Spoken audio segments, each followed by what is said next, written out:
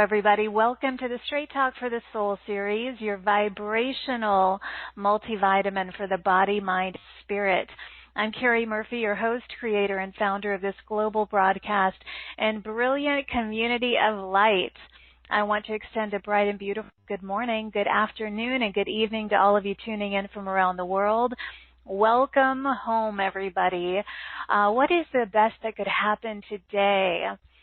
Well, wings up, my soul brothers and sisters. My co-creative partner for today is the beautiful Kaia Ra, who is dedicated to lead the Sophia Code movement on our planet today. We're going to discuss embodying and activating the angelic ray of leadership.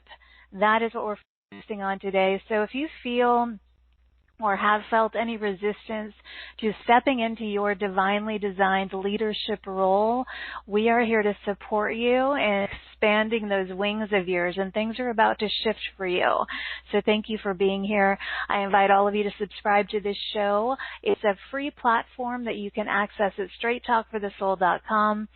You can also listen to all of our replays, including this one, on iTunes and YouTube, and connect with us further in our private Facebook group or on Instagram. Just enter in Straight Talk for the Soul to find us. Now, today we invite you to enter into this sacred portal and space with a pure, open heart so that together we can allow for and amplify the greatest potential for upliftment, healing, awakening, and empowerment. Because together we are here to affirm and confirm our roles as powerful vibrational visionaries, as purposeful pioneers, as emissaries of love, and as light leaders and luminaries and true wayshowers of peace and progress on this beautiful planet of ours. And I want to mention that as leaders, we don't force or battle our way into expansion and progress. Resisting only perpetuates the old patterns. As leaders, decide that we're going to create the new by choosing to be energetically proactive, energetically purposeful and discerning and powerful. Leadership, as we're going to speak to Kaia about, is about embodiment. It's about a commitment to our purpose and to authentic divine expression and embodying the divine, and that is what this show is all about today. So let's set the sacred intention to be fully present for experiencing extraordinary expansion today, and really powerful and potent is the word that's coming through activations, so that we can realize the immense support and the divine love that surrounds us, is available to us, and is within us as we step into these leadership roles with more grace and confidence than ever. Now, beautiful Kaia will be talking about, as I mentioned, the Sophia Code movement and your purpose for being alive in this lifetime, and why we're here to stand together, wing to wing and heart to heart at this pivotal time on the planet. We'll talk about clearing resistance to your divine purpose and allowing the magnetism of your wings to guide you so that you're always at the right place at the right time for stepping into your divine purpose and being of service here. Now, what we're going to talk about, I really feel is divinely designed today. It's going to be powerful and illuminating all of this discussion about embodied leadership.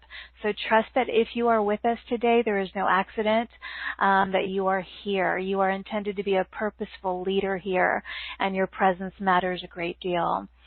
So just relax, breathe, open, and receive today. Write in and let us know how you're feeling throughout the show. I will be checking in and love hearing from you. And now a little bit more about beautiful Kaia Ra, and we will dive in. Kaia Ra is the world-renowned oracle for an ascended master high council called the Sophia Dragon Tribe. She is also the international bestselling author of the Sophia Code. She is a divine feminine teacher, a speaker, a ceremonialist, and an ordained minister teaching the Sophia Code curriculum worldwide, surviving multiple near-death experiences early in life, the living transmission that Kaia Ra embodies of shamanic proportions, downloading important ascension blueprints for humanity from the higher realms.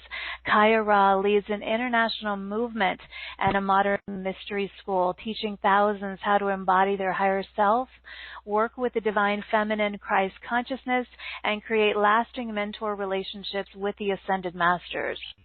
Serving as a divine feminine leader for close to 20 years, her live ceremonial events, her speaking engagements, media appearances, and online broadcasts are hailed as the next generation of revolutionary spiritual leadership.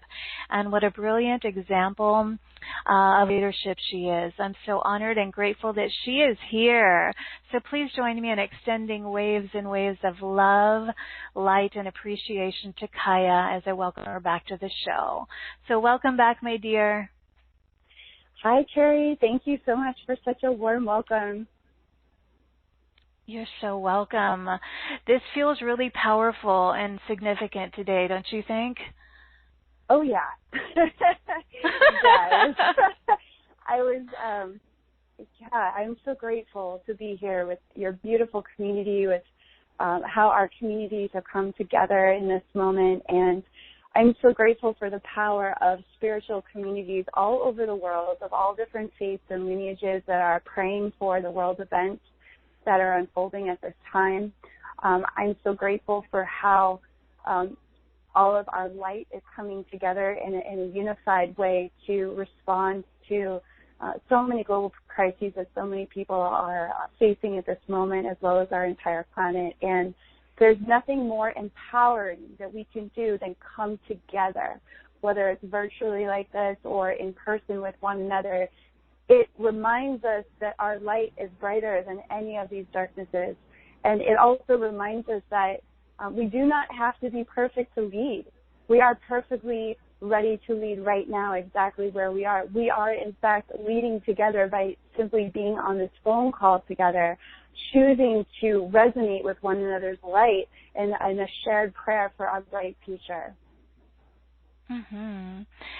You're so right about that. I mean, it's more powerful than we realize coming together in these groups. And I know you just had your Divine Feminine Healing Immersive in Hawaii, and I know it was really powerful. And do you want to talk about some of the unfolding there and what took place?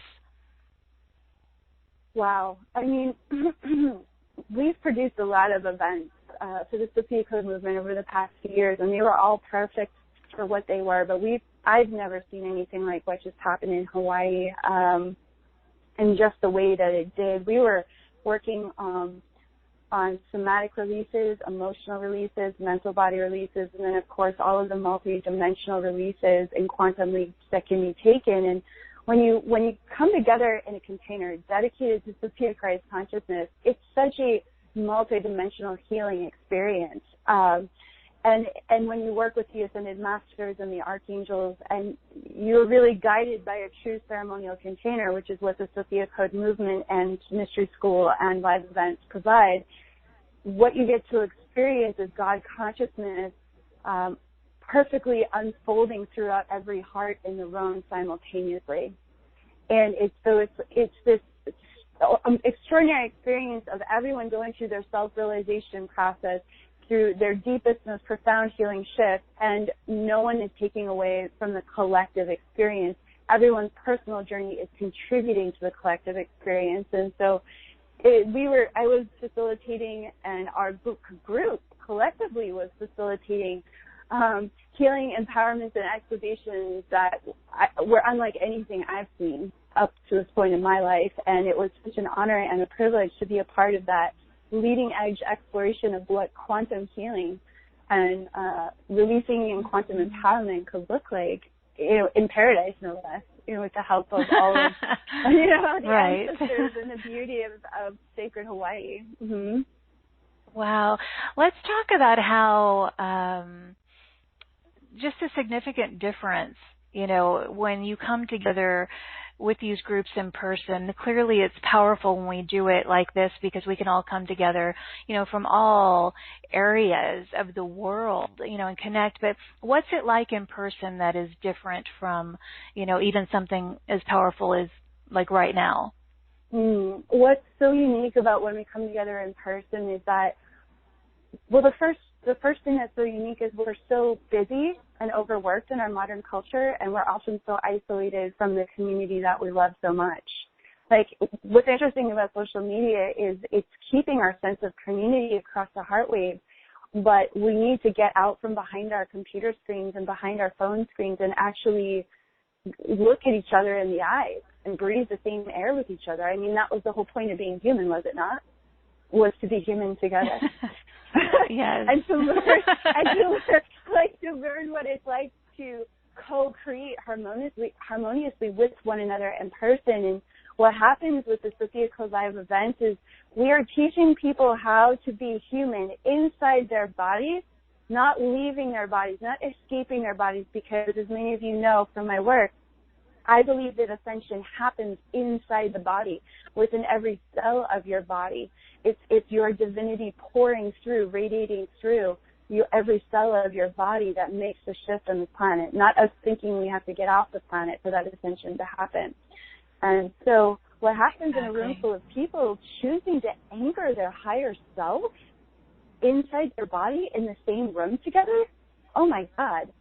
It's just watching waves after waves of God realization unfolding. Another way to say God realization is under, like, recognizing your own sovereign divinity within yourself, and then seeing that same sovereign divinity that's equally distributed among your community members radiating out from their eyes.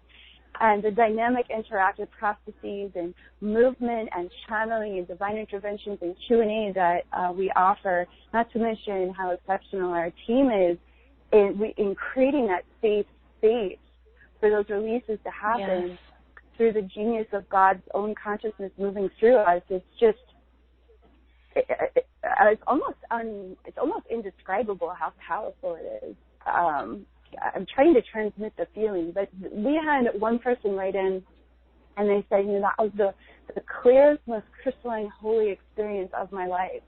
So experience that much Sophia Christ consciousness amidst so many people experiencing that same consciousness together in the same room. And I think go ahead. What's so important for us is, like, it's not just coming together to be spiritual. It's coming together to learn about this consciousness in real time within us and how to actively, dynamically engage with one another inside that consciousness.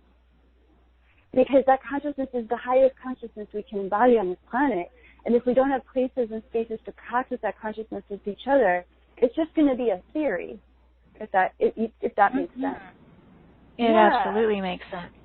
It's moving into the embodiment that we speak so much about. And, one of the things that you are really trying to ignite in people is the courage and the remembrance of why they're here, which is to be a leader, And I know we started talking about this last time you were here about a lot of people have some resistance to leadership, like I'm not good enough, or I'm not sure that that's what I want to do, or I'm a little bit nervous being, around people, or all of these things. And so when you had this last Healing Immersive in Hawaii, the in-person one, I mean, what do you encounter with people who come there who, all this resistance and these fears come up with regard to stepping into their purpose?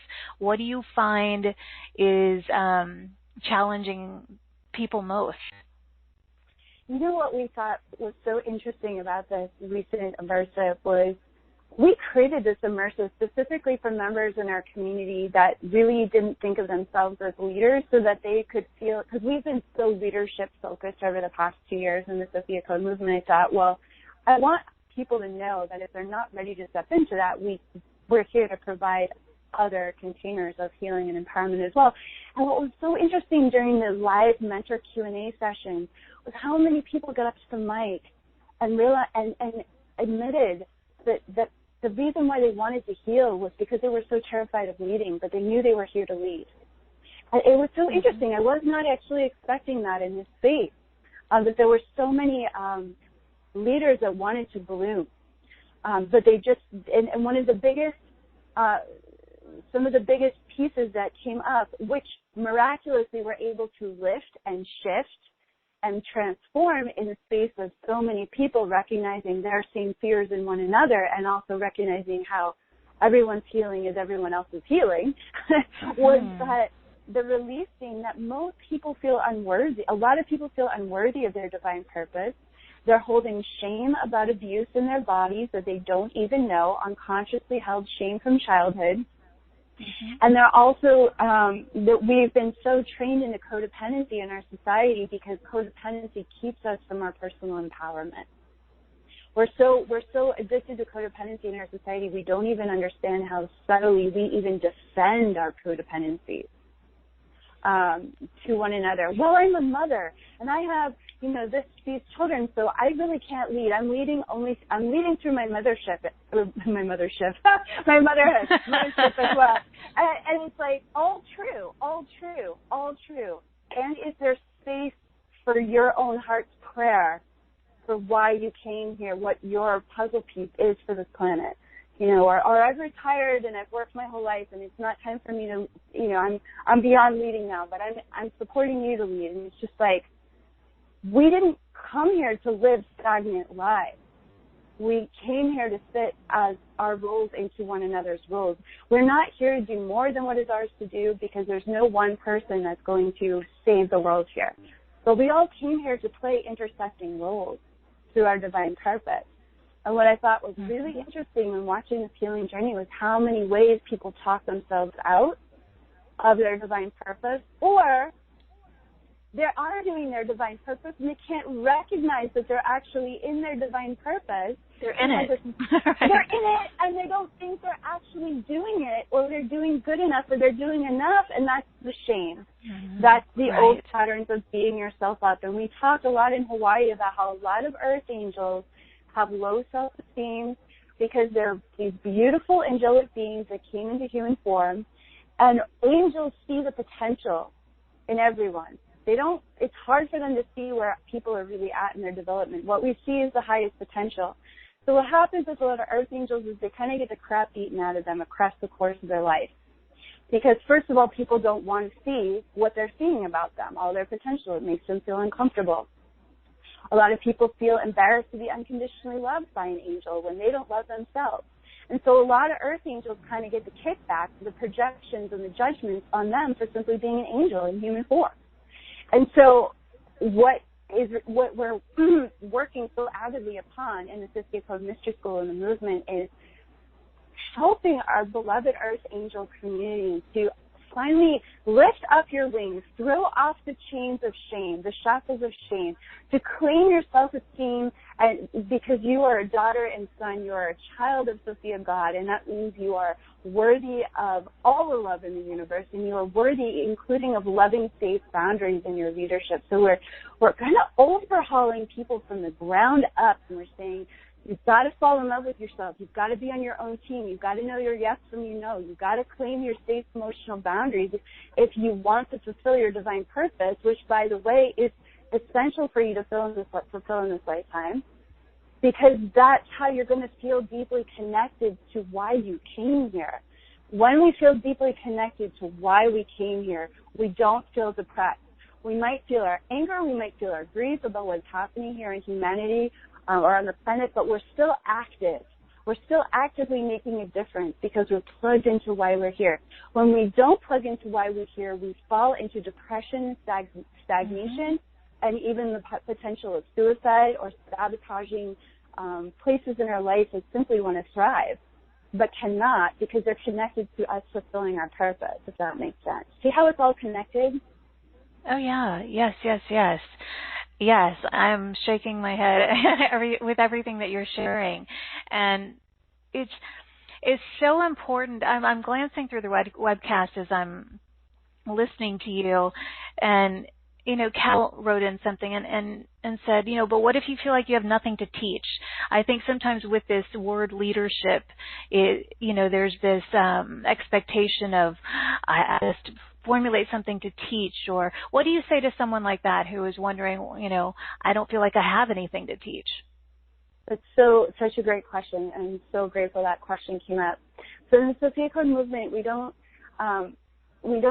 teach that leadership is about just teaching. In the Stargate 2 curriculum, what we walk initiatives through is that there is a purpose completely unique to you, and we don't consider leaders just the people behind the microphones or under a spotlight. I couldn't lead without all of the leaders on my team fulfilling their divine purpose and their role and stepping into their gifts and talents for exactly what they came to do here in this lifetime. It's just like, I can't be living, my life doing what I'm doing if everybody out in the world wasn't showing up to their purpose and how they show up to their jobs and their roles and their interests just the way that they do. And so it's not about being necessarily behind a microphone or a spotlight, although a lot of people that come to this container are drawn to that model in some shape. We talk about the creatrix, the healer, and the teacher archetypes, which are very prevalent in Earth Angels, which we share about in Stargate too. But ultimately, leadership is about service. Mm-hmm. That's what leadership is about. I spent years of my life serving others without anyone knowing what I was doing.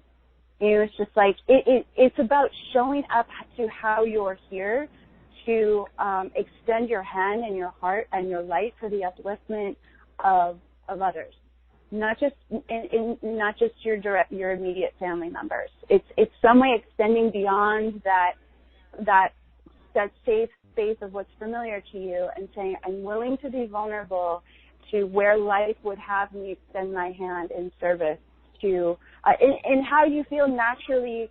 I don't want to use the word passionate because it might not always feel passionate, but how you feel magnetically drawn. Maybe it's with animals, maybe it's with the planet, maybe it is with a certain demographic of human beings.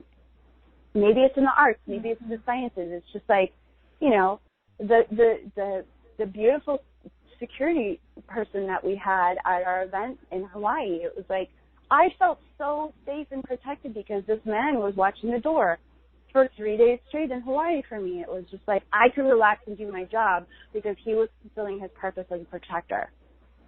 It's just being brave enough to do what you really know you're supposed to be doing here, or if you don't really know, being brave enough to explore so that you find your way step by step into those spaces and places that you are here to serve others. I hope that's helpful. Yes.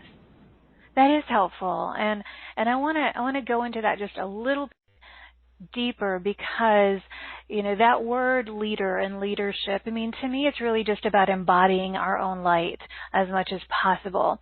Because let's see, where was this? Susie from Santa Monica wrote in and she said, but I don't like the word leader because it means that there must be followers. And that's not how I perceive leadership. For me, it's an embodiment of our own light, leading with light.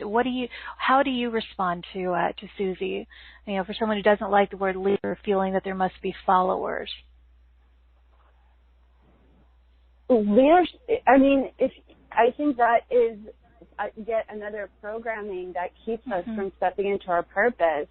I don't feel like I'm leading followers. I feel like I'm in the journey of leading leaders. It's just like I'm here to serve leaders. I'm here to serve healers. I'm here to serve teachers. I'm here to serve earth angels. If you just equate leadership with service, it completely changes that dynamic. Because that's all it is. All I do when I wake up to the moment I go to bed is I'm in service.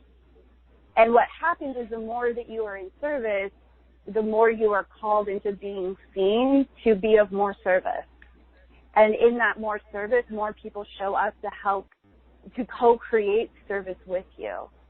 So I think we have a fear of hierarchy and ego structure when we hear the word leadership, but this is that moment where we must use words that are that strong as leadership, because we need to wake up to the level of global crises we are literally staring at right now. The annihilation agenda that is covering this planet it is really important that we use words as powerful as leadership, and we step and really take the moment to really think inside of those words and why they're so important at this time. In the Sophia Code movement, we teach that we are leading leaders, and those leaders are here to activate and lead more leaders. We couldn't, if every single person on this planet was activated as a leader, we would just have barely enough leaders to reverse what's going on here. It's really that time for us to claim that word and take it back and understand that we are all equally created through our sovereign divinity to lead the way. Yes. It's just leading with our light, and that's leading with through our example, through the powerful example of being of service and of being progressive with who we are and what we're doing, and being, for me, it's being proactive, and, in terms of creating the new on our planet. And so thank you for that response. Beautiful, Kaia. Let's see. Alexandra wrote in, she said, what is the best way for us to find our divine purpose, in serving humanity? Okay, so that's what happens in the Stargate 1 curriculum. And I love where you were just going, Carrie, because I actually pulled a quote from the Sophia Code that I wanted to read today, and it says, this is from page 305 in the Sophia Code. Remember that as a divine parent birthing new realities, the outside world is incapable of informing your awareness about what you are here to birth and what is physically possible for you to create. Your outer world is filled with obstacles and disbeliefs of another age. You are here to birth a new world, though it's entirely different from the world you live in now. The only blueprint for what you are here to birth exists within your soul's own heart womb. Therefore, we invite you to keep your eyes fixed upon this holy of holies within you and never look away. So what that's saying is, to discover your divine purpose, you have to go through the process of embodying your higher self. Because your divine purpose is directly connected to your higher self consciousness. So this is why we created the Stargate 1 curriculum and the Stargate 2 curriculum, because they lead into one another. When you go through the process of understanding that, first of all, leadership, service, true, authentic, embodied leadership that's actually effective and changes lives comes from the consciousness of your higher self speaking through you. It's not contrived from your localized human awareness. It comes from the divinity that wants to speak through you, that wants to act through you, that wants to smile through you, that wants to guide you to those things that it wants to create through you. Our human body, our human mind, and Mary Magdalene talks about this in her initiation in the Sophia Code, is the vessel. It's the vessel, it's the temple, but your consciousness, your higher self-consciousness is both the creator and the doer and the beer of that way showing. It's the speaker. And so what we're doing is we're learning how to download more and more of that light, of that higher self-consciousness within your physical body. And so what that does, what we talk about in the Sophia Code, is it flips on the switches of your divine genome, which then begins to run an operating system. You could think about your body as housing a motherboard of divine consciousness, and we all have it. And your higher self is the consciousness of your soul that flips on the switches of that divine genome and then begins to operate your body, heart, and mind from your divine perspective. When that integrate, and that takes integration, and that's what we walked you through in Stargate 1, how to integrate step by step all the changes that happen when you say yes to your higher self running your life. It's really different than just you thinking you have to bang through life, making all the decisions for yourself. You're learning how to slow down and integrate what it's like to listen and respond and act upon your own divine consciousness. So we walk through the Stargate 1, and then when you get to that end of the Stargate 1 curriculum, what happens is there's enough of your own light that's been integrated and activated and embodied that you start to think thoughts. You start to feel drawn to experiences, to interests that you never knew you were interested in. You never know you were going to be magnetized to, that are going to reveal to you aspects of your divine purpose, if not straight up the whole journey of your divine purpose, like what you're really supposed to be focusing on in this lifetime. But if we try to step into our divine purpose without that higher self embodiment process, it's going to feel like a lot of just shooting arrows in the dark, shall we say. Mm-hmm.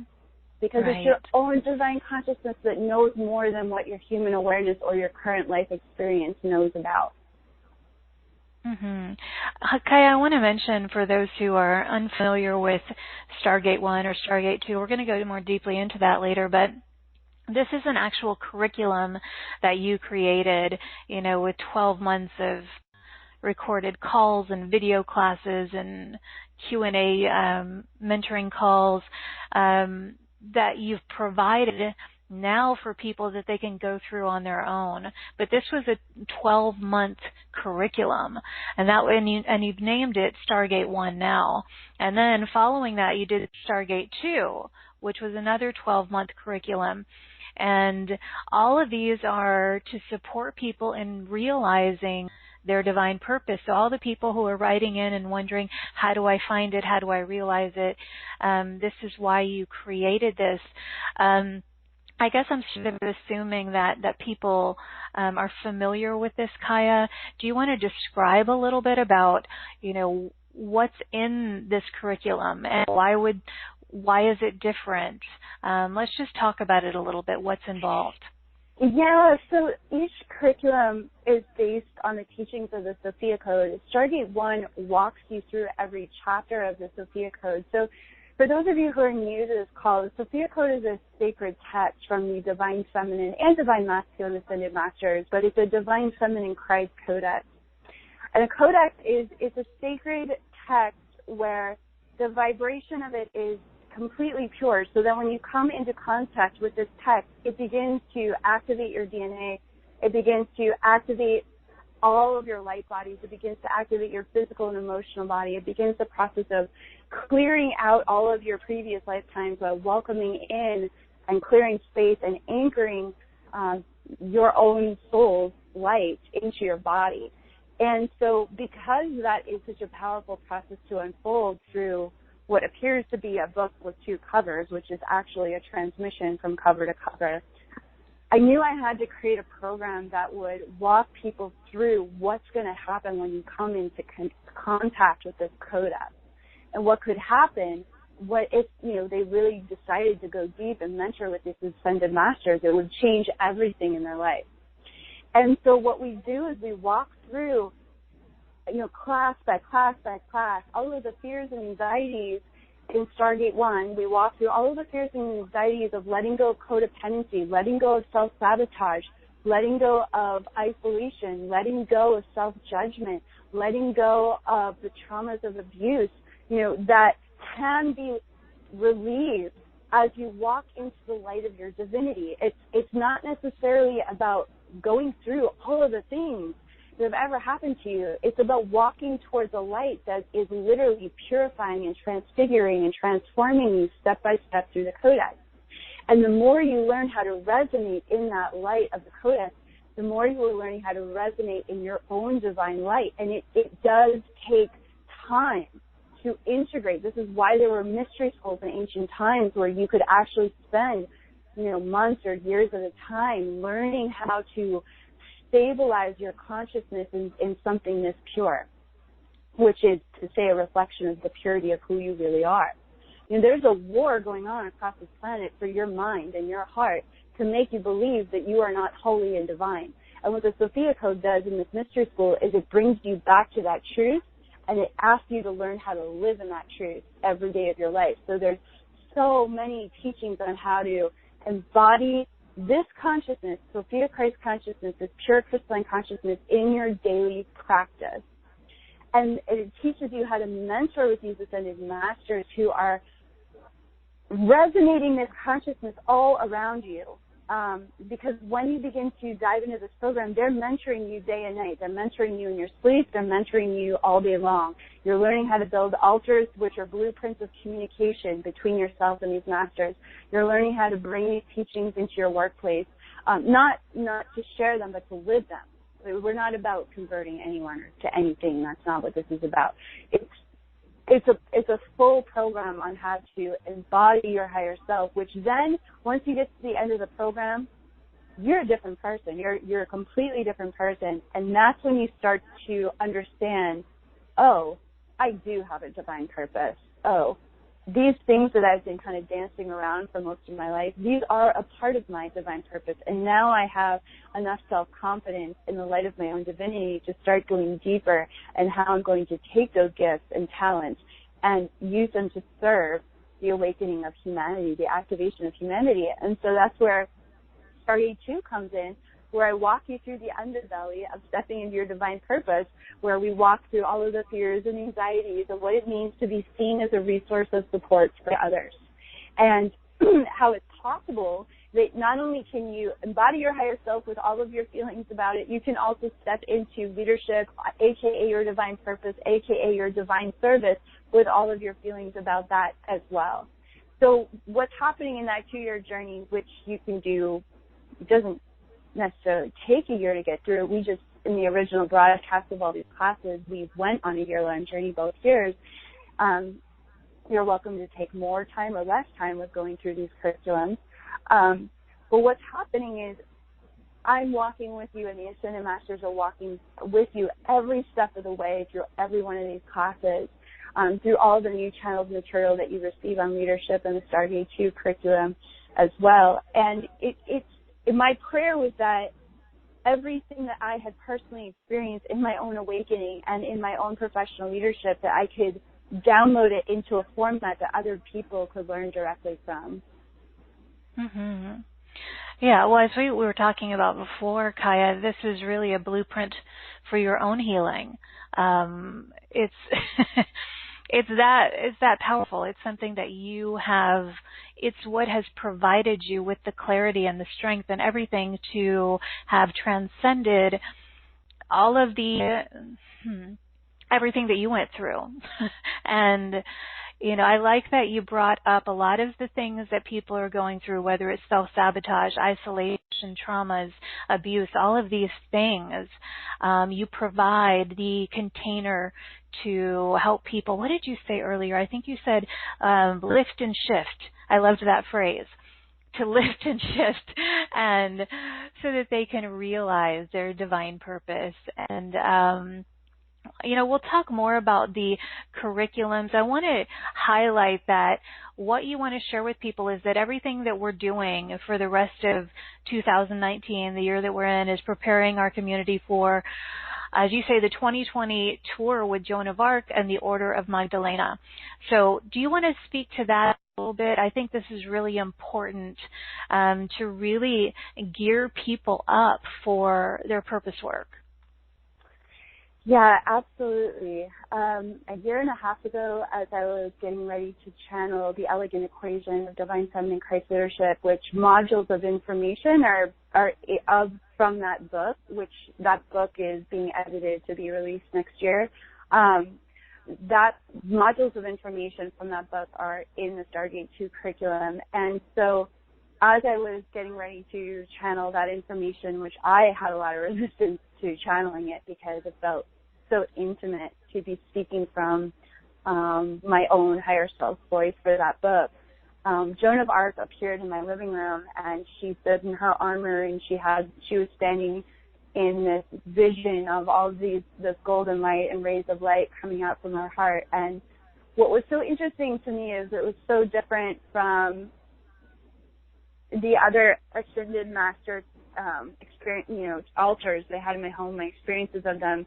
Joan was very centralized in her body. She was very grounded, although I was looking at a being standing in a different reality that was interfacing with my living room.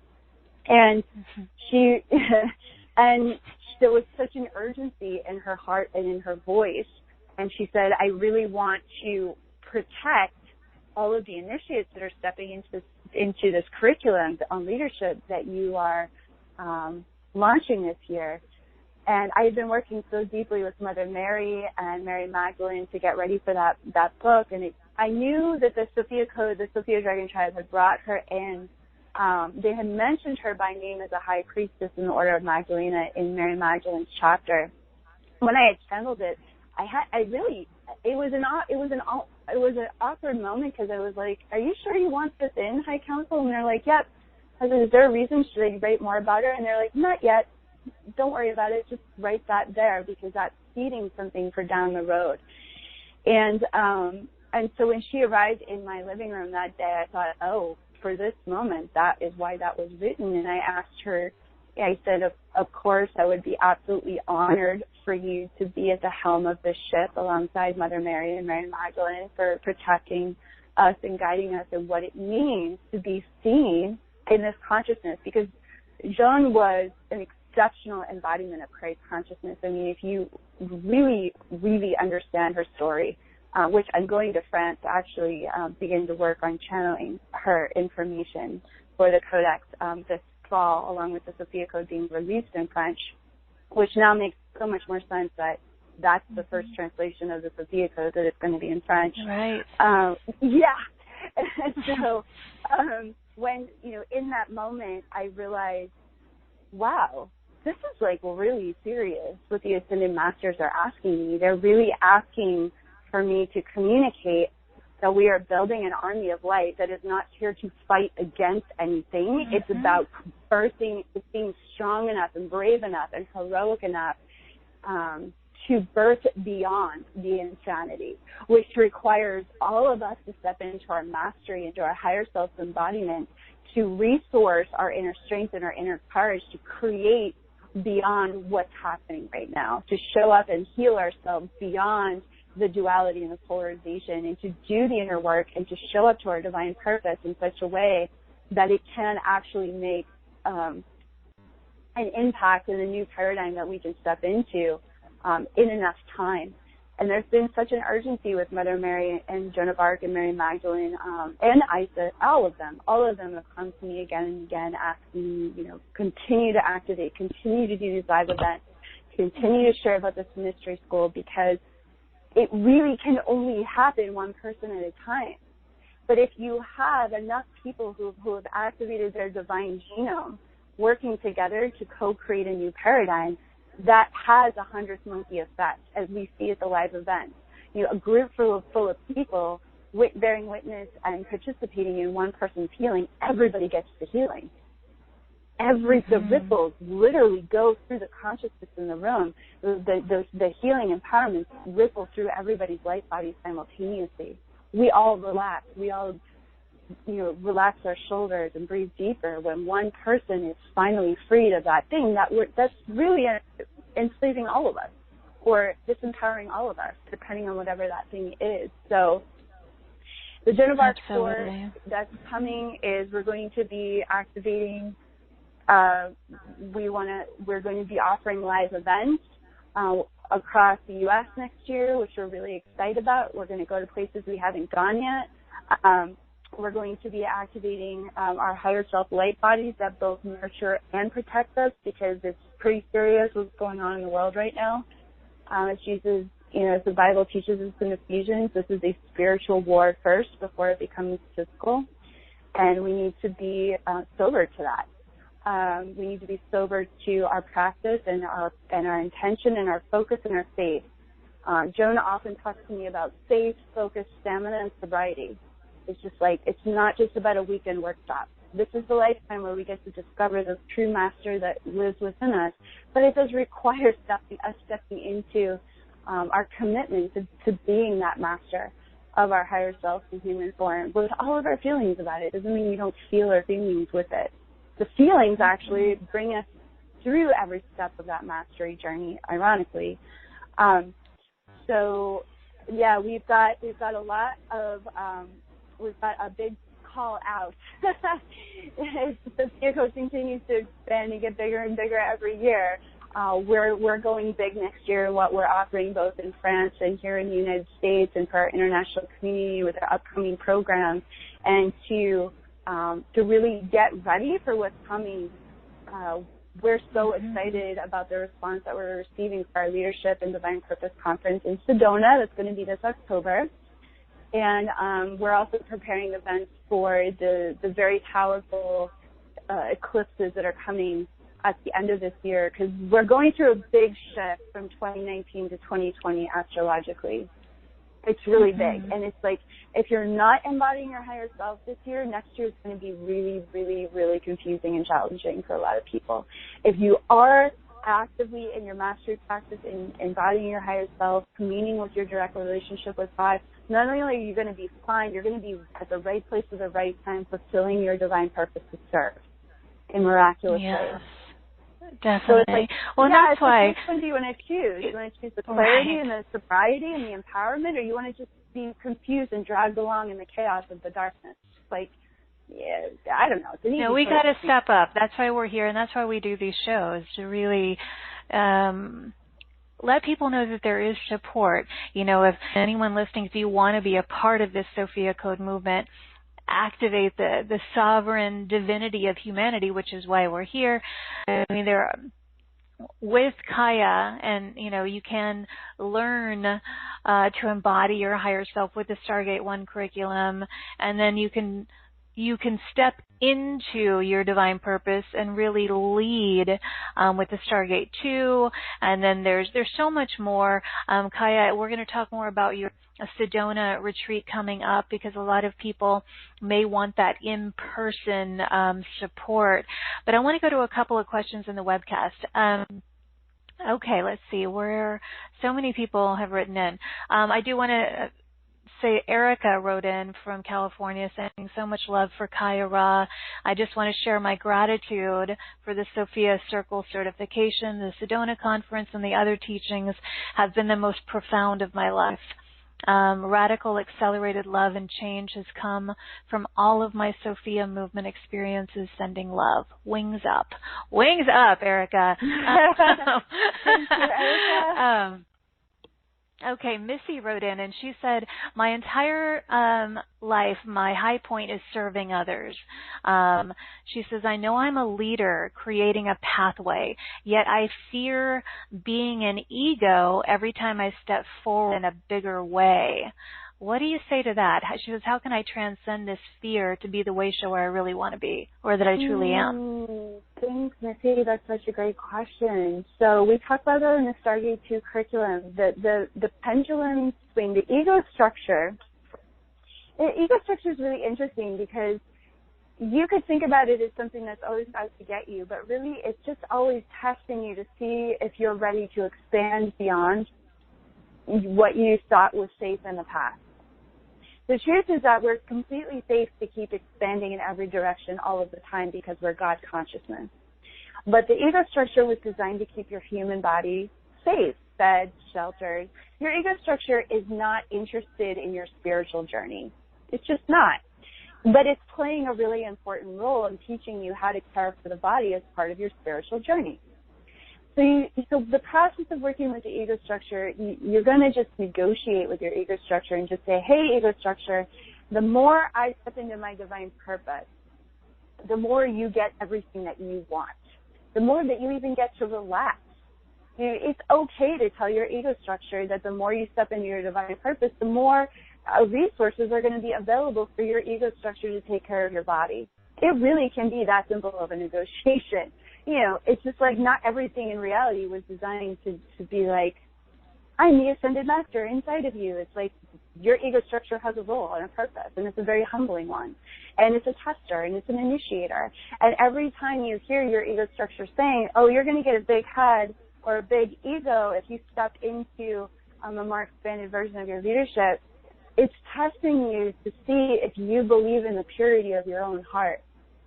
Because the thing is that the people that are playing these dark roles to, that are destroying this planet, they have no problem with their ego structure whatsoever. They're not even thinking thoughts like that. And you need to get with the fact that you are actually checks and balancing yourself every step of the way by even thinking that thought. So the thought is, what is the thought? Instead of allowing it to be a prayer, a fear, it could turn into a prayer. Oh, Sophia God, higher self, divinity, whatever you pray to, source. I have a fear that I might get a bigger ego if I step more into my leadership. But my prayer is to serve more people. So may my prayer that is praying me bless and guide me and how to become even more focused and clear in my service in a balanced space. The thing is that the more you serve, the humbler you become. The more people you touch, the more humble you become, the more balanced you become, because you're becoming who you're supposed to be becoming. The ego structure gets to sort of, the imbalances in the ego structure get to fester when you don't become who you're supposed to become. Because then you're sitting in a pattern of stagnancy and you're not actually taking that next step forward. So there's a stagnancy and that can create repressed anger about it. So you're doing everyone a favor by becoming who you're really meant to become. And no matter what kind of service you're choosing in your leadership, it's going to be involved in being seen as a resource of support for others, whether it's behind a microphone or under a spotlight, or at an office space, or in a volunteer center, at a church, or at, a workshop environment, or at your job. However you're embodying this consciousness, it means that more people are going to see you embody that consciousness. And the ego is trying to protect you from the projections of others. Oh, they think they're so great because they're stepping up to that mic, or they think they're so this or that because they're letting themselves be seen, or they're marketing what they're offering. Those are those people's fears that you're afraid of. It's their own projections that very often we codependently allow to get in our way of stepping into our own purpose. So part of what we teach in the Stargate 2 curriculum is learning how to identify what is yours and what is somebody else's, and not taking on the fears and anxieties and judgments and projections of others and thinking that that's your ego structure and preventing yourself from leading because of what other people are going to say or think about you. You can't control what anybody says or thinks about you. You can't control if they think you have a big ego for stepping into your leadership. What you can choose is how you feel about yourself. And every time you step forward to be seen more and to expand more in your leadership, if it's coming from that pure place to be of service, your ego is only going to become more integrated, not less integrated. It's only going to become more balanced and humble, not outrageous and maniacal. If you have a true prayer and you're being vulnerable enough to your authentic embodiment, that's going to keep you honest. Like your own healing journey with it is going to keep you honest and keep you humble and powerful. You can be humble and powerful at the same time. Our most effective leaders are.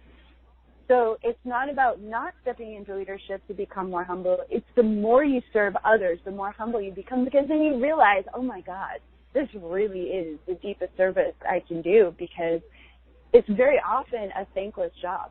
Like you're activating people you're asking people to become bigger, and people are like, I want you to inspire me, but I don't want to do the work, and I'm just going to project all of my anger about that onto you. And it's just like, that happens a lot in leadership. And so what you discover, the more that you're seen, is that you're not leading in any way for an ego trip. You're leading because that's what you came here to do, and there's nothing else for you to do but to do that thing in your divine purpose, whether people like it or not. Is that not true, Carrie? I mean, I'm over here shaking my head. Yeah, it is really beautiful how the more you step into it. I love that you said you can be humble and powerful at the same time. And it's a beautiful thing. And I want to also, what I was feeling too, part of what you teach in the curriculum that is so supportive with regard to this humility that we're speaking of is the relationship, the mentorship that is cultivated with Isis, with Hathor, with Mother Mary, with Mary Magdalene, with Kuan Yin. I mean, when I first met years ago, when I developed that relationship does not go away, and that is what supports us in this humility that just expands as we step further and further into our service work. And I now realize, Kaia, it's like family. I mean, once you cultivate these relationships with the ascended masters and with these beautiful beings, everything changes. And if those of you listening haven't experienced that, it's I don't know. I don't even have words. But I don't know if you mentioned, for those who might not be familiar with, the book and with the curriculum, that so much of this is these mentorships, relationships that they develop with these these ascended masters. Do you want to mention a little bit about that? Because I think that's really supportive with some of these concerns that people may have. Yeah, so what I discovered in my life, because my life, the first half of my life was so extreme. I survived 18 years of atrocities, and it was the Ascended Masters that were directly teaching me since childhood how to survive what I survived, and then how to thrive beyond what I had survived. It was their transmissions of grace. It was their everyday mentorship. No matter how I felt about myself, no matter how much pain I was in, no matter how frustrated I was, no matter how much I wanted to give up, there's the Ascended Masters. They're still there. Their presence, their intelligence, their unconditional love, their guidance. And that's why I eventually chose to work, to commit my life to the teachings of the Ascended Masters, because I believed them. I saw the angels, and the angels are very, very powerful healers. I don't want to minimize them in any way, but there are so many orders of angels that have never touched into form. And the reason why I love the Ascended Masters so much is that they came into form, and they walked the same dusty path that I'm walking right now. You know, they walked this earth, and they survived all of their feelings. And not only that, after they ascended, they're still serving. You know, and to me, that really indicates to my consciousness that that's what we're here to do. Because if you think about it, it's just like, oh, I can't wait to go to heaven and I never work again. It's just like, these beings are living in every heavenly dimension that you could possibly imagine. What are they doing? They are serving. They are serving all those who are seeking to ascend into that same place of conscious self-realization, God realization. And, you know, it just brings me so much joy to see how directly mentoring with them my entire life, and then being able to teach others how I did it, so that they can do that same process for themselves, and to watch how much it's changing lives all over the world. It's just better when we do it together. Like, our spiritual awakening was never meant to be a lonely, solitary thing. It was always meant to be done in the community of master souls. Always. How else are we going to have an example of what it looks like? Not to mention the friendships and the loving arms, and what the Sophia Code promises. When you read the Sophia Code and you walk through the initiations, the Ascended Masters and Sophia God promise in section 1 of the book that these are mentorships for a lifetime. And that is not how a lot of these masters worked in previous ages. This is a really big deal that they're promising in this mystery school to be mentoring 24 hours a day, and that's how we teach these practices in this mystery school curriculum. A lot of times people experience the presence of different masters or angels or guides that kind of come in and come out, and it's not what's happening with the Sophia Code cosmology. These masters were selected, these key code mentors were specifically selected based on their willingness and commitment to be mentoring with us day in and day night. It's really exciting work. Yeah, thank you for mentioning that. I think it's there's a lot more information I want to highlight. By the way, I didn't mention this. Kaia will be offering a transmission during the show today, and I'm not quite sure what we're doing. I don't even know if you know what the transmission is going to be, though, but I want to let people know that we're going to do that. But before that, let's talk about, I'm grateful that you said that this is not supposed to be a lonely, solitary journey. And that's why we're talking about some of the offerings that you have, before we do the transmission. The Sophia Code, the Stargate 1 curriculum that we've spoken about, you're offering it here. We've offered it here before, but we have our community expands, and sometimes people aren't ready, and maybe now they're ready. I think it's always good to continue to present things. And offer B that we have today is Sophia Code, the Stargate 2 curriculum. And then offer C, by the way, those of you who may be new to the show, you find all of these offers at straighttalkforthesoul.com. In our marketplace, you will see Kaia Ra's beautiful face. Click on that and you will see these 3 special offers. Offer C is her Sedona Divine Feminine Leadership Conference. Kaia, when does the conference begin? It is October 16th through the 18th. Okay. Like going through my, yeah. Yeah, it's coming up. So for those of you, I mean, if you have done Stargate 1, maybe you want to do Stargate 2. If you haven't done, those are available. But if you really want to connect in person with everything, all the energies and the love that we're speaking of, Kaia is offering a beautiful opportunity to participate in that Sedona conference. I know these are 3 massive offers, Kaia, and what are you feeling is important to share for those who are, who are wondering, like, maybe this is for me, maybe, what would you like to share about these?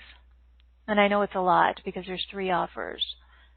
Yeah, I mean, the reason why myself and my team work around the clock for this movement is because we know the only solution to what's happening on this planet right now is activating the sovereign divinity of humanity.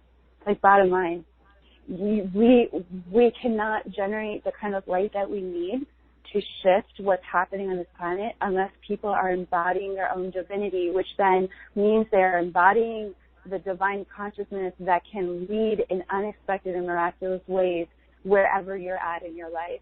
So we believe in this codex and these teachings and this mystery school, not only for the future of this planet, but for the great relief and empowerment that we are all seeking wherever we're at right now in our spiritual journey. No matter how spiritual you already are, these teachings will only take it to another level. No matter if you're at the beginning of your journey, these teachings will walk you exactly to where you need to get to next in that quantum leap.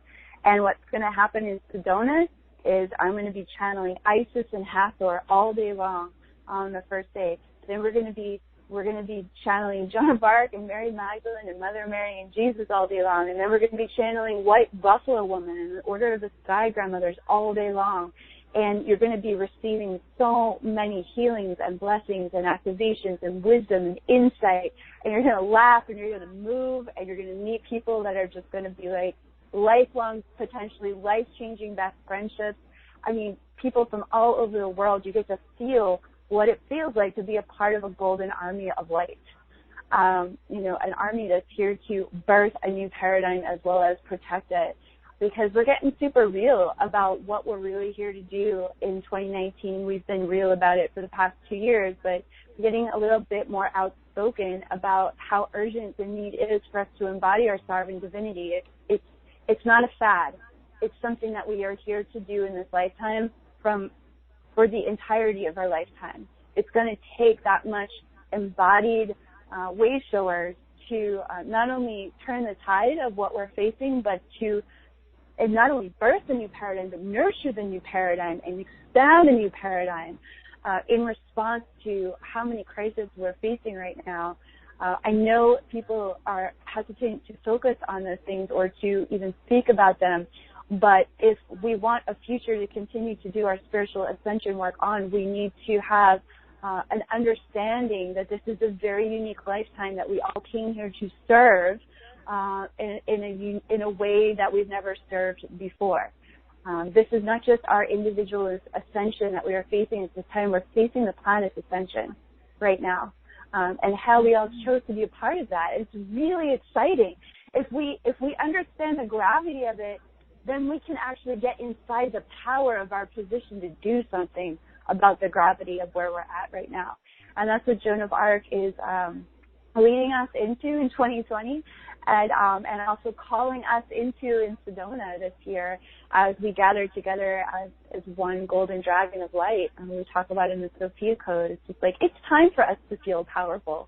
It's time for us to be seen. It's time for us to be heard. And it's time for us to be seen and heard by each other first, so that we can, when we feel safe as a family of light, both with the Ascended Masters, when we anchor a cellular knowing, which is what's happening in this mystery school and this international movement, when we anchor a cellular knowing of how safe we are with one another, then we can turn our hearts and our hands and our eyes outward as a unified field.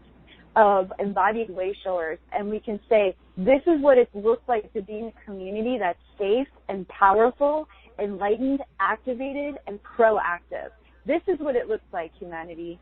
And in that demonstration, it's like we provide a living example, both personally and collectively, of where humanity can go next.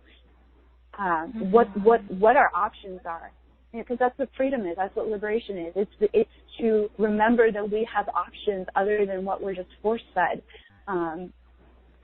with what we're surviving now on a global scale. So that's why I feel so passionate about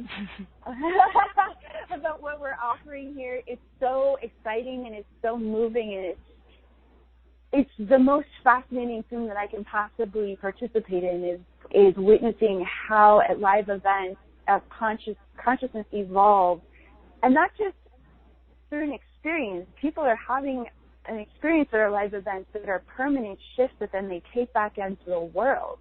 And I think that's what's so mind-blowing for me, is how permanent this work, how deep the shifts go. Whether people know that's happening or not, it's happening. And so each of these packages are they're from my heart to the heart of humanity, to the heart of our communities. I'm waving that flag right there with Joan of Arc, that white flag, saying, hey, we deserve this. We deserve to be this powerful. We deserve to be this embodied. And here's a blueprint for that journey. Absolutely. It's clear that you're passionate about what you're doing, and I'm so passionate in supporting you and in supporting everybody who feels called to participate in this. And, I had briefly mentioned about Stargate 1, it was a 12-month curriculum. Stargate 2, the same thing. Stargate 2, there's 50 hours of channeled class materials, 14, videos, audios. There's a lot there for people. Like you said, they can do it as quickly or take as much time as they want with that. I don't believe it's required that they do the Stargate programs, to go to the Sedona conference, but they certainly could between now and then, open up to that if they haven't already. Right, Kaia? Oh, absolutely. What's so interesting about Sophia Christ Consciousness is that it meets people exactly where they're at. And our whole team has marveled at this event after event. The people who are just stepping into the movement, people who have been in the movement, for years, the consciousness provides for them exactly what they need. And everyone walks away activated no matter where they're at with this material. Everyone receives their next quantum leap in our live events. And, of course, it's helpful and exciting and inspiring to dive into the material beforehand. But the prayer is to activate as many people as possible, as quickly as possible, as we're facing what we're facing collectively. So come to Sedona wherever you're at and meet some of the most amazing community members that I've ever met. And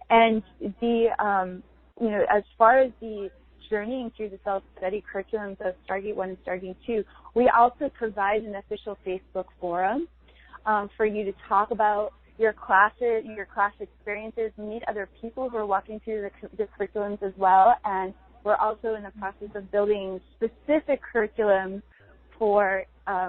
specific forums for each curriculum, including a mentorship program that we're going to be launching in January of next year, where I'll be doing live Q&A calls every month based on the curriculum teachings. So if you buy these packages now, you can dive into the material now, getting ready for January 2020, where you'll be able to walk with me every month through your questions that are arising. So we're trying to catch up with how much we've created in such a short amount of time, and we have a lot of support structures that we're currently building for everyone in these curriculums, as well as so many support structures that are coming as well in 2020. So I think what I love the most is how, although we have a small team, we have a mighty team, and our mighty team is a loving team. We just have the most amazing angels that are supporting our initiates every day in our Facebook forum. So, come it's experience beautiful. how loving. The Facebook Forum is a beautiful space. I know I'm a part of that. And I just want to remind people, I know so many people who listen to this show regularly, they do feel isolated, they feel lonely, and I want to highlight this, that this is not intended to be a solitary journey, and to be proactive in your desire to connect with others who are on this journey. And, you know, a lot of people wrote in about just these patterns of different variations of self-sabotage, Kaia, and, you know, a lot of the traumas and things like that. And before we went live, I mentioned someone had written in about, you know, how did you move through a lot of what you went through? You know, it was Kendra who wrote in, who said, you know, she really connects with everything that you've been through, and wondered how you thrived through it all. And this really is your blueprint. It's what you, for your own healing. And so anyone who's written in who has felt, Kaia, and has expressed isolation, self-sabotage, trauma, abuse, I'd like for you to kind of reiterate how this is what supported you. This is precisely what supported you in transcending that and stepping into your purpose. Yes. So I think what was so interesting for me personally in channeling this Divine Feminine Christ Codex was the extremity of what I survived. 18 years of military torture, and satanic ritual Masonic abuse that was systemic. It was daily, and died multiple times from it. Came back because Sophia God kept sending me back. The masters kept sending me back because I had to fulfill the purpose of the Sophia Code. I will be healing from those 18 years of what I survived for the rest of my life. And with that said, I mean, it's a complete miracle that I am who I am today, and that I've, stepped into the wholeness that I have stepped into to serve my purpose and to thrive beyond that. And, what I did was I went through a period in my life where I completely surrendered to the absolute despair and rage and healing journey that took me into some of the darkest places of my soul. I was so stubborn about it. I never let anyone talk me out of what I needed to feel in my journey of healing. It was just like, okay, you're uncomfortable with how much I'm feeling. Well, I'm just going to find my own space within myself. I'm going to keep feeling what I need to feel without, we tend to try to package and hide our healing journey from others. It's a very much built into our culture, especially here in America. And I just was going to have none of that, because I knew that I had such a big purpose to serve, because I'd been receiving visions since childhood about reaching all these millions of people and all the things. And I was like, okay, I've got to do this, and I've got to be so fully committed to the present moment of what is here to be loved unconditionally within me. And that's what I did. And in that willingness to be so fully present with my healing, which was not pretty. It was ugly. It was like my healing, those years were ugly years. I mean, there's just nothing pretty about those years of my life other than the love and the commitment and the focus and the willingness. It's just like, and from that willingness to call into my relationship with God and my higher self, which, by the way, I didn't trust completely. I mean, how could you after all of those things? It was like, it's a journey back to trust. It's a journey back to faith. It's a journey back to wholeness. It doesn't happen all at once. But in that journey, through the Ascended Master's grace and healing light, they were like, you've got to start writing the Codex. You've got to start writing the Codex. And finally, I had an event happen where I realized if I didn't, all these other future timelines were going to kind of collide, and people weren't going to get what they needed in the future if I didn't step on my path with writing the Codex. So I spent about 7 years in various spectrums of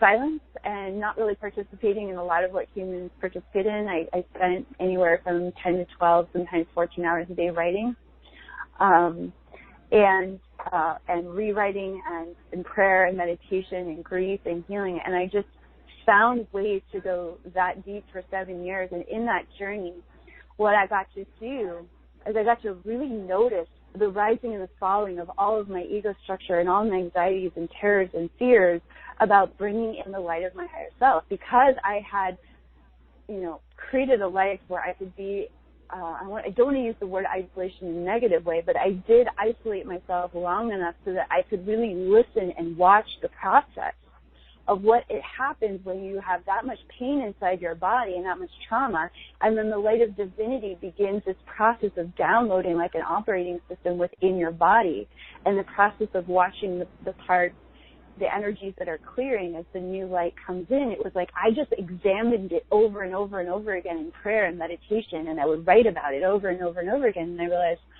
oh my God, as I'm channeling this pure light from the Ascended Masters and Sophia God into this book, and it's this hard for me, how hard is it going to be for other people who can't see them or can't hear them? It's going to be so hard, so I've got to make it so easy for them. I've got to pay attention. I've got to notice every nut and bolt of what's going on here so that I can share about it down the road. And so that's what I was doing. I was studying consciousness. I was studying how this transmission was working on me first, because I didn't want to commit my whole life to something that I was only going to sort of work. I only wanted to commit my life to something that I knew would work all the way through. And that's what I discovered, because I was a completely different person at the birth of the Sophia Code. I mean like completely different. It was just like night and day. And then from the moment that Sophia Code was birthed to who I am today, it's a completely different person. That transmission never stops working on you.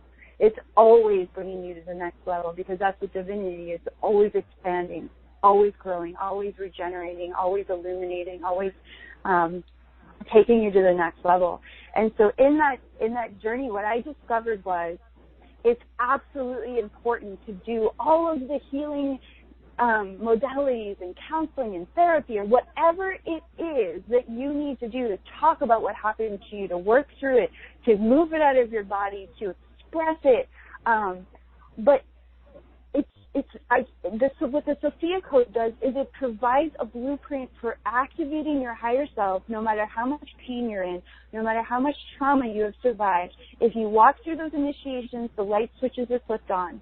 Does that mean everything heals all at once? No. What it means is that you've installed the operating system of your higher self, and the consciousness of your divinity is now guiding your healing journey.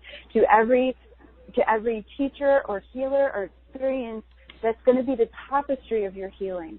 That's going to bring you through to that wholeness, one self-loving step at a time. That's going to surround you with the Ascended Masters and the Sophia Dragon Tribe and the energy of your higher self and all of the angels supporting you. It taps you into all of the support that is guiding you both from within and all around you, that wants to help you become whole, wants to help you remember and reconcile with who you really are in your wholeness. It doesn't, and especially in the Stargate 1 curriculum, you learn how to become very honest and authentic with all of your feelings, that you can have all of your feelings about everything that happened to you, and you can still step forward one step at a time towards your empowerment. Your feelings don't have to stop the empowerment. You learn how to become in a relationship with your feelings about that healing journey. So it's a holistic, multidimensional system of healing through the transmission by the activation of your higher self, which is your ultimate guru, healer, teacher from within you, guiding your every step. And so we teach you how to trust that. We teach you how to have faith in that communion, which is always guiding you. And then as you deepen and integrate in that faith, we are teaching, the mystery school is teaching you how to take advantage of the opportunities that your higher self magnetizes to you, and how to protect yourself when you push those opportunities away, because there's 1,000 ships coming in the night for your healing. And so that's a very long answer, but ultimately, in summary, the Sophia Code focuses you solely upon your divinity, so that you can have faith and trust in the power of your higher self to guide your healing journey to absolute wholeness. Beautiful.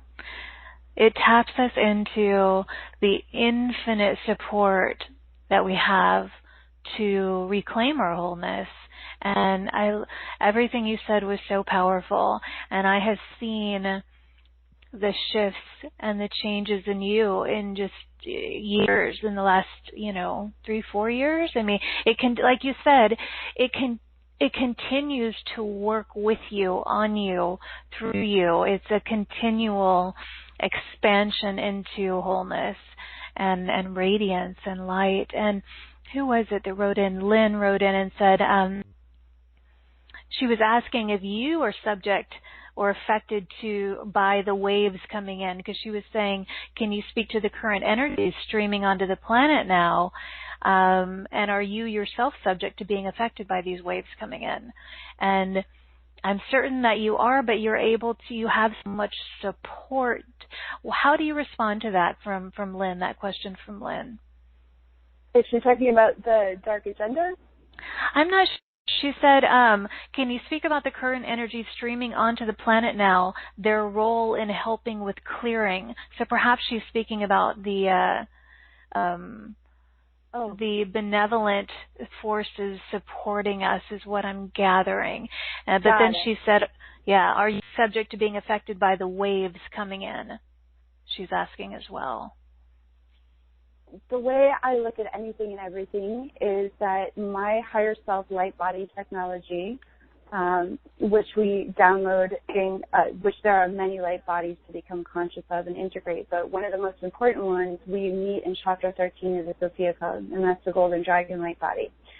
And our higher self consciousness, our oversoul, is constantly activating our awareness to how we can be ever more receptive and magnetic to everything that's here to bless and uplift and empower us, as well as ever-present protective and guardian of our sacred space, our body, hearts, and mind, to anything that would harm us. So the more you deepen in your higher self-embodiment, the more magnetic you become to everything that you need to bless your journey and to empower your journey, and the more empowered you become to literally repel from you that which could harm you. Mm-hmm. So am I subject to the goodness that's coming in? I absolutely. I feel like I'm getting downloaded with goodness every single day. And in that overflow of what I'm receiving, I am constantly directing and focusing the overflow of what I'm receiving all day long from the Ascended Masters, from the High Council, and from my and from, if you're referencing the Star Nations, they are a huge part of helping humanity not completely destroy itself. So we work with specific Star Nation energies in the Sophia Dragon Tribe that are working specifically with Sophia Christ consciousness. So, again, it all goes back to, if you are in communion with your higher self, if you are in communion with Sophia God, whatever you call that source life, that is your daily practice, you will always be receiving what it is that's going to benefit you the most every single day of your life. Mm-hmm. Thank you for that, Kaia. Okay. A lot of people have written in expressing their love for you that I want to relay to you. And lots of questions, but I think we've covered a lot. And how are you feeling about the transmission, Kaia? Do you have any idea what wants to come forth, or do you just want to be in the moment and well, we were going to do an angelic ray of leadership with Mary Magdalene, Joan of Arc, and so I think that would be really great for us to just drop in with wherever people want to receive from that in preparation for our time together in Sedona, which I'm really excited about. Especially after this week in Hawaii, beautiful Hawaii. Okay, so let's just step into sacred space together. Okay. So taking 3 deep, luscious breaths in.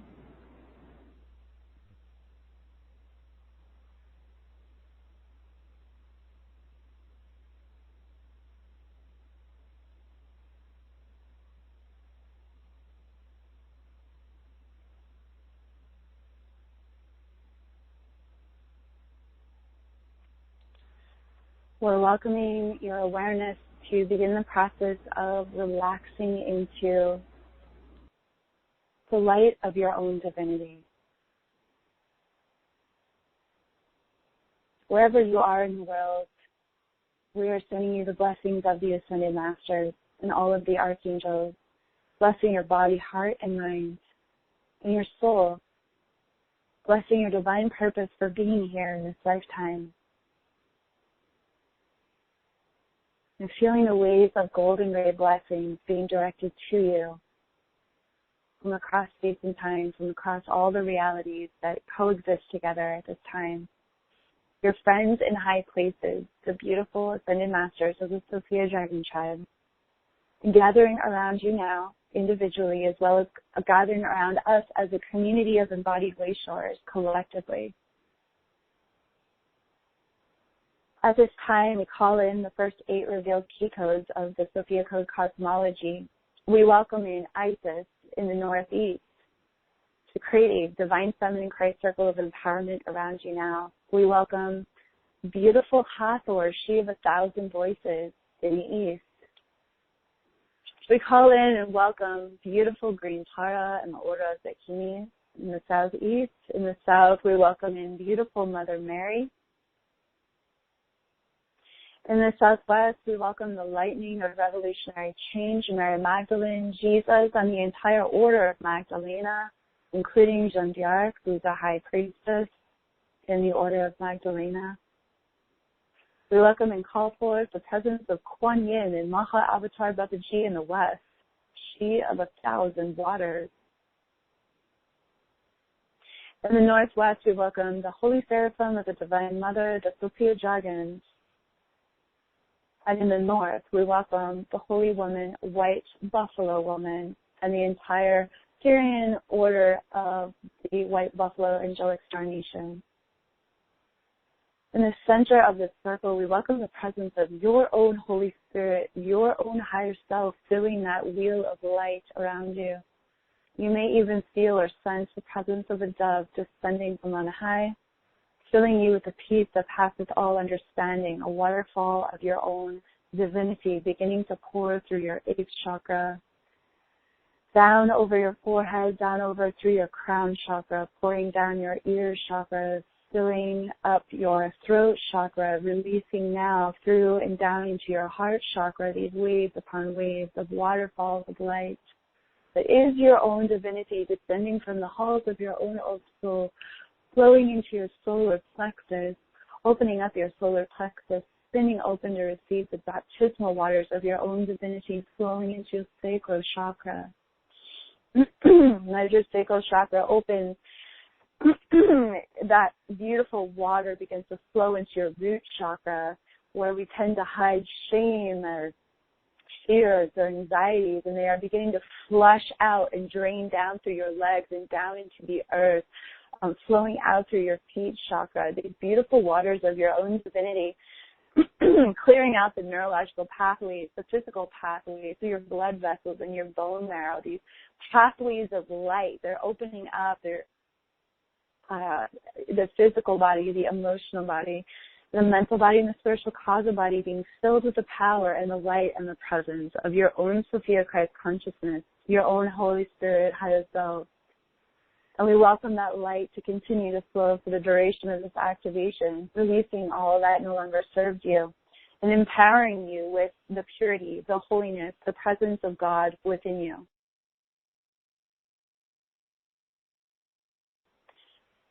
And we welcome the walls of your cells, the temple gateways of every cell in your body. There are billions of cells in your body.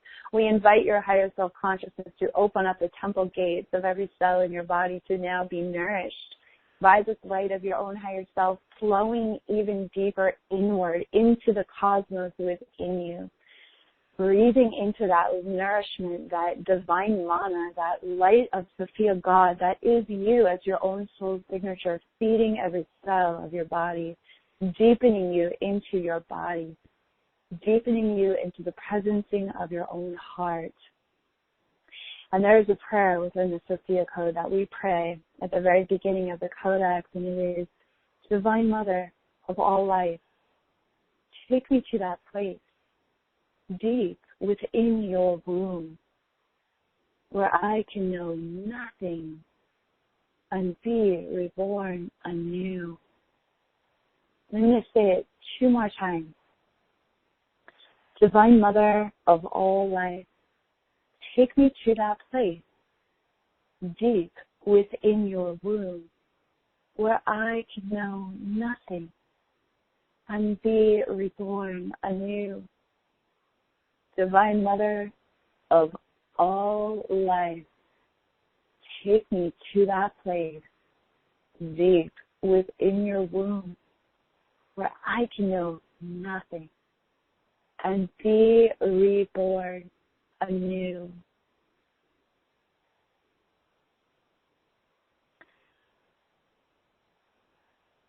Allowing yourself to breathe into that nothingness, that presence, that primordial presence of the Mother within you, the Father within you, the all-conditioning, all-loving presence within you, the vastness of you, the ever-expanded presence of you and your soul that exists within your human body. As the light of your own divinity is continuing to wash and baptize and regenerate every cell in your body. The light and the nothing, the light and the nothing, the light and the nothing that you are, that you came here to be as uncensored primordial power, walking in a human form, guided by unconditional love. And an invincible light that is seeking to speak through you as you in this lifetime, that is seeking to radiate through you as you in human form in this lifetime, that is seeking to move through you to unexpected places and spaces within this planet and within the hearts of others, beyond your understanding, in powerful and miraculous ways. Breathing into that primordial, invincible light and nothing that is arising within you as you, in your communion with Sophia God. We welcome in the presence of Mary Magdalene stepping forward at this time to anoint your third eye, your heart, both the front and the back of your heart, as well as your solar plexus, your sacral chakra, and right below your navel to anoint your root chakra. You may also feel the presence of Mother Mary singing over your heart center, because what I'm hearing from Mother Mary's consciousness is that there are deep wounds stored within the heart of humanity and within our hearts, unresolved traumas, wounds where we haven't forgiven ourselves for why we chose that wounding in this lifetime. So she's bringing her medicine, this song, and her unconditional loving presence, and you may feel the frequency of her voice toning and singing into those wounded spaces within your heart. You might feel energy moving within your body. You may feel tears in your eyes. You may feel a releasing and a relaxing of your shoulders. You may feel like you've forgotten your breath, so you might want to remember to breathe and to ground. Mother Mary is very, very, very, very powerful. Knowing that your human body and your human heart know exactly how to release. There's an innate wisdom to your body and your heart. Breathing into your heart, dropping out of your head and even deeper into your body. You may begin to feel Mary Magdalene now at the front of your heart with her hands making a mudra of healing over your heart. You may begin to feel these golden rays from Mary Magdalene's heart transmitting into your heart as Mother Mary is continuing to sing over the back of your heart and directing, as directed by your higher self-consciousness, the flow of energy weaving out of the back of your heart as Mary Magdalene is assisting your higher self to fill your heart, to regenerate your heart. And as you feel your heart opening and widening and expanding, you may begin to feel a column of light opening from the bottom of your heart and widening through your solar plexus to the core of your being, this beautiful ray of light, like a column of light expanding and opening through the very core of your being, all the way down through your root, and your root is expanding as well into that column of light. And for those of you who, because of something that you have suffered, or trauma, or fear, where you feel contracted in your root chakra and try to control the outcomes in life beyond what is your part to co-create with God, this blessing is for you, okay? There are places and spaces that want to let go into this light right now. It is so much easier to fulfill your purpose if you're not trying to control the outcome of everything involved. So just allow your chakras to open with this light that's literally blasting down from your heart all the way down your core, and you can just watch that stuff just start to drain out of your body. The earth loves to recycle stagnated energy.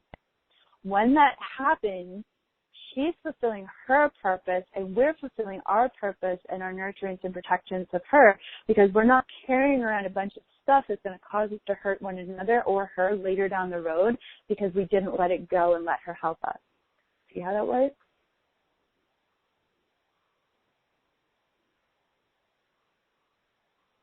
What if everything that's being perpetuated against the planet right now was because she was one of the biggest healers we can work with at this time to fully step into our purpose? What if every time you let go and received her receiving you strengthened the light that's here for her, and the healing and the empowerment that's here for her in our presence here on this planet? And you may feel her love rushing up through your root chakra, this love from the earth for you. This love from the earth, Sophia Gaia's presence, rushing up through your root chakra, through your second chakra, your sacral chakra, and back into your heart. And you may begin to feel this figure 8 communion with the earth, with this regenerative light that's being flushed through your body and then received back up from through your root chakra back up to your heart. This circuit of beautiful energy that's deeply grounding your soul here to this planet. Now, for those of you who are really afraid to be here on the planet at this time because the amount of tragedy and atrocities that are happening, like, that's really understandable. We want to really acknowledge your feelings of fear and anxiety about being here. There's a lot going on here. The green Tara is stepping forward at this time because, as you learn about in the Sophia Code, green Tara walked through centuries of evolution on her planet in the Sirius star system, on the planet Karnak. She walked through the process of what it meant to become a self-realized ascended master through the facing of her suffering and the liberation of her suffering and the liberation of her people, realizing that they didn't have to harm themselves or their planet anymore for their ascension. And so green Tara is stepping forward, and she's activating the back of your heart. And as she does, Mary Magdalene is blessing your angel wings. So for those of you who are new to this concept that you could have angel wings, you may feel your angel wings begin to peel out of the back of your heart center for the first time. For those of you who have been journeying with us in this movement, what Mary Magdalene is doing is she is literally sweeping off your angel wings from any energies that you may have felt that have wanted for your wings to be tucked back behind your back, but you've said, no, I'm learning how to use my wings. I'm learning how to be a living angel on earth. And so there's a process of maturing and deepening in what it means to have your angel wings up. And Mary Magdalene is blessing your wings, baptizing your wings, blessing those feathers out. And you may even feel the height of your wingspan growing and expanding. And how the structure of your wings feels stronger out of the back of your heart as she's offering this angelic ray activation there at the back of your heart with green Tara by her side. A Joan of Arc is now appearing in front of your eyes as Mary Magdalene, green Tara, and Mother Mary continue to work with your wings at the back of your heart, grounding that connection deeply to this earth, because that's why we came here. We didn't come here to be sort of in on this game. We came here to be here 100% inside the game, inside our bodies, here on this planet, this pivotal moment in time. And Joan of Arc is blessing your third eye, and she's touching your right shoulder, your left shoulder, and she's blessing with mudras of Christ consciousness over your heart center. And in her presence, there is an invocation of how needed you are at this time on the planet. There's an invocation of how holy you are and how worthy you are of giving to yourself everything that you need to fulfill the purpose of why you came here. How worthy you are to explore who you really are as a divine being having a human experience. How worthy you are of your sovereignty and your divinity. And she is bringing her hands up to bless you, to feel how that presence of the Sophia Dragons and the Golden Dragon light body, for those of you who have activated, is really your divine right to have that spiritual armor of your own divinity. It allows for the goodness to be magnetized to you, including the goodness of community and all of the support that you deserve as you awaken in your divinity here in your human form, as well as that beautiful boundary of this is your sacred ground. You're putting your sword down into the ground and you're saying, this is my planet, this is my body, and I'm choosing to vote for what is mine by fully embodying the space that I take up on this planet with my own divinity. This is how we vote. We vote when we flip on those crystalline chromosomes of our divine genome and we choose to anchor more and more and more of our higher self, Christ light, here on earth. That's what turns the tide. And learning how to respond from this light, the voice of this light, the sight of this light, the divinely guided actions of this light, learning how to embody the consciousness of this light in exciting new ways that may feel vulnerable as you learn how to embody this light with people that you've never embodied it with before, people you've never met, as well as people that are in your life that are used to maybe the other thing, maybe codependency, maybe hiding, but now you're choosing being seen. And Joan of Arc is saying it is safe to be seen, just as Isis teaches in the Sophia Code. It is safe to be seen, it is safe to lead.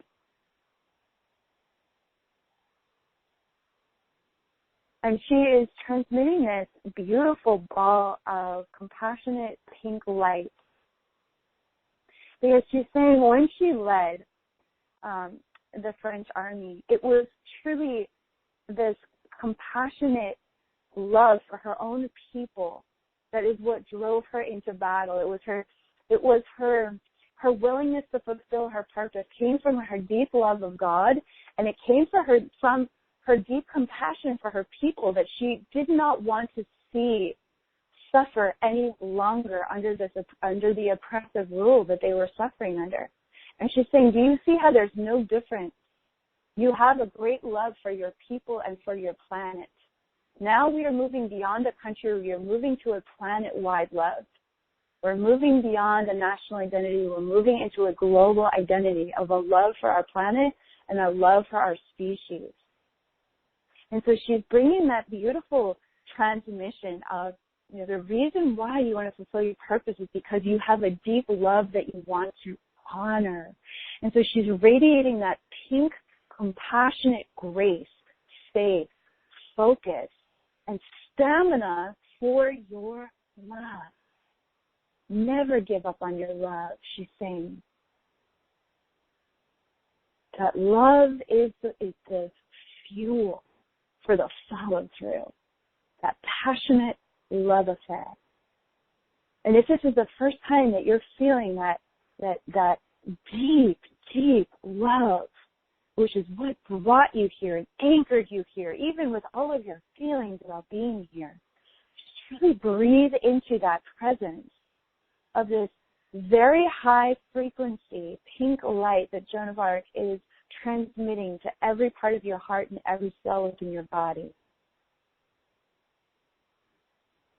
And you may feel her eyes literally looking through the very back of your eyes, all the way back into the very farthest reaches of your soul. And she's saying, call back those lifetimes across space and time where you knew that your invincible light was the answer and the solution, and that your embodiment of your own sovereign divine light was the medicine. It was the consciousness that always turned the tide. In every lifetime that you chose to be seen as a wayshower of this consciousness. No matter what happened, it was the embodiment itself that set you free. And it's the embodiment of it in this lifetime that's going to set you free again.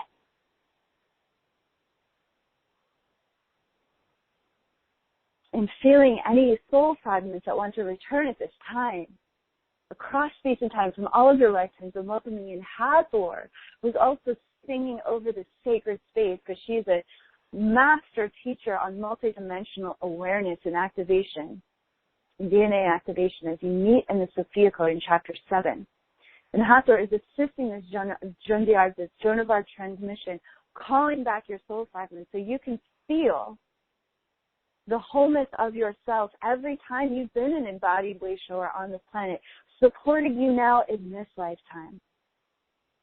And as you feel aspects of yourself returning to you now, we're welcoming all of the archangels and your guardian angels and all of the Magdalens, baptizing and blessing any aspects of your soul that are returning to be seamlessly integrated into your physical body, your emotional body, your mental body, your spiritual causal bodies, on all levels of your existence now, with grace and ease, as directed by your own higher self.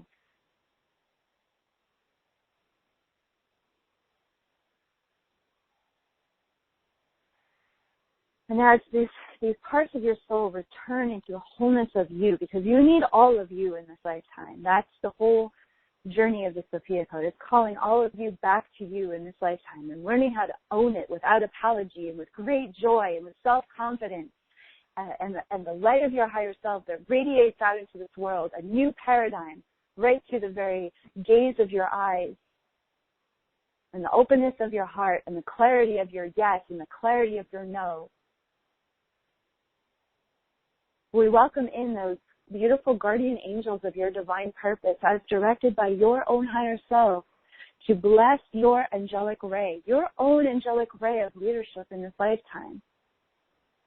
And to feel those rays of light, whether they are descending from on high down through your crown chakra and anchoring at your heart, or you feel those angelic rays rising up from the earth itself and filling your root chakra, filling your second chakra, filling your solar plexus and your heart, or maybe those rays of light are coming from both directions at your very center.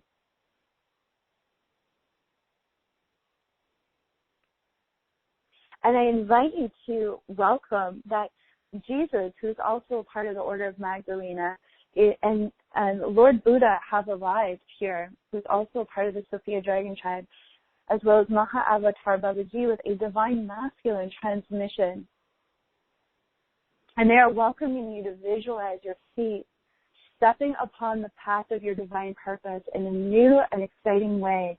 For the rest of 2019, there is a pathway that your feet, the intelligence, the wisdom, the divine feminine wisdom of your body wants to walk on a path for the rest of 2019 and into 2020, that your higher self wants to walk inside of those feet on that path. And if you are a yes to that path unfolding before you as a clear pathway for your embodiment to walk for the rest of this year, simply say yes. Thank you. I accept. I receive. Yes. Thank you. I accept. I receive. Yes. Thank you. My feet are now walking the way of this path that I am receiving now. And I receive the support of the Ascended Masters, guiding me in their resonance to embody my higher self without looking away from that light for the rest of this year. I don't have to understand a thing about what that prayer is for that prayer to be praying me and ensuring that it comes true from now until December, and then walking me right through the new year. Yes, thank you. I accept. I receive. I am both divinely guided, and I am also divinely guiding others as I choose to step into this much empowerment through the consciousness of my higher self. I invite you to visualize this beautiful, beautiful sun, this solar principle of Christ consciousness. And to visualize yourself walking with all of the Ascended Masters directly into the center of that sun. And you may also feel the presence and power of that solar consciousness, the Sophia Christ consciousness, now descending through your beautiful crown chakra all the way down into the center of your heart. And as that sun anchors at the center of your heart, your angel wings just explode upwards, and rays of angelic light are radiating out throughout every feather of your angel wings. Rays are going out through the center of your heart forward, and those rays of your own angelic light are creating the path ahead of you. Rays of angelic light are streaming out of the back of your heart, and those rays of angelic light are cleansing your past and freeing you of chains from the past, which allows your angel wings to grow even wider and higher and even more expanded. And we invite you to feel how those beautiful wings that are on your back are reaching out to touch the wings of every other earth angel across this planet that loves you so much and who are your true family of light in this lifetime. For you did not come here to fulfill your purpose or your mission alone. You came here to do it with your friends in high places and your beloved community here on earth, walking side by side, wing to wing, heart to heart, activating the sovereign divinity of humanity. And all of this can happen in a very grounded, clear, embodied space within the physicality of your body. And if you are in pain in your body, we call forth the presence of your higher self to begin the process of clearing the pain out of every cell of your body, out of the muscles and the organs. That this path that you're setting your feet upon is divinely guiding the physical healing of your body, the emotional healing of your body, the mental healing of your body, so that you can feel yourself surrendering into an age of grace in 2020. This is what's happening now. And so in the congregation of all of these saints that have gathered, both embodied as well as all of the Ascended Masters on high, and the congregations of all the angelic orders that have been invoked, and the congregation of these star nations that work together on behalf of the bright future of humanity, we now declare that these activations, these healing transmissions, these empowerments are now filled in the light and fire of your own Holy Spirit, your own higher self, resonating within every cell of your human blessed body now. Your physical body, your emotional body, your mental causal body, your spiritual light bodies, your higher self bodies. It is done. It is done. It is done by the power of three, a perfect Trinity. It is done. And I welcome you to envision, to feel through every cell of your body how these activations are grounding now through your very legs, your kneecaps, out through your feet and down to the very center, at the star, at the center of the earth. This beautiful column of light that your body exists within. You're very consciously aware that your body of light is existing within this column of light, connected to the light of this planet, connected to the light of the central star of this cosmos. Everything about you is the light in human form, and so it is. And I trust and I know the Ascended Masters walk with you in the coming hours and days as you integrate these activations and empowerments, knowing that you are being divinely guided in all ways over these next weeks, over these next months, and into 2020, that there is a purpose to be fulfilled. And through the power of your own higher self and through the power of your direct communion with Sophia God, whatever you call that one source creatrix of all life, you will fulfill your purpose in this lifetime, and so it is. Amen.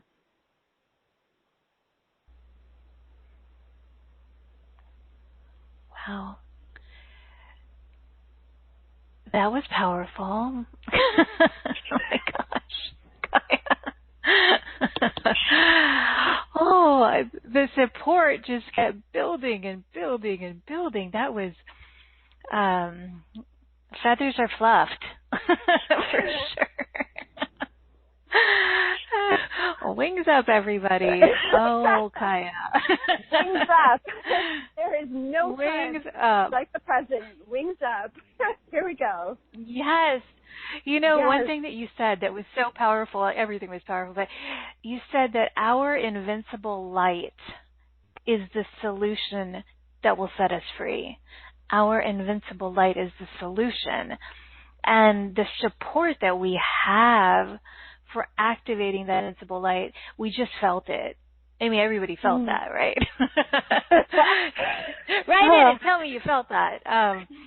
Wow.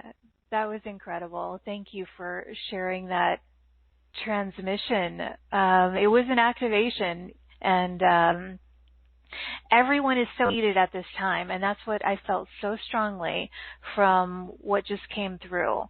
And I want to highlight that, what they were saying is it's safe. It is safe to be seen. It's safe to lead, and you represent that so well, Kaia. You inspire us all, and wow.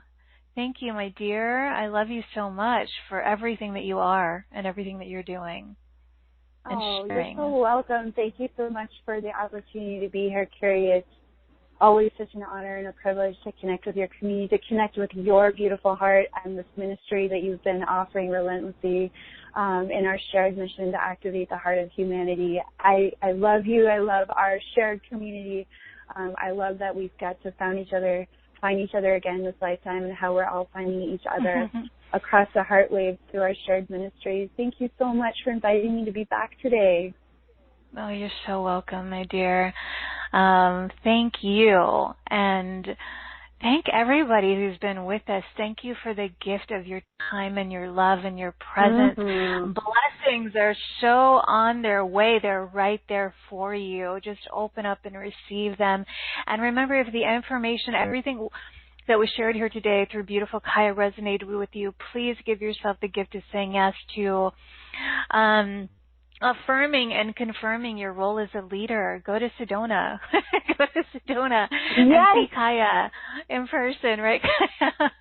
Absolutely. We're going to have an incredible time. Like, what you just experienced is what you're going to experience for 3 days nonstop, and then some.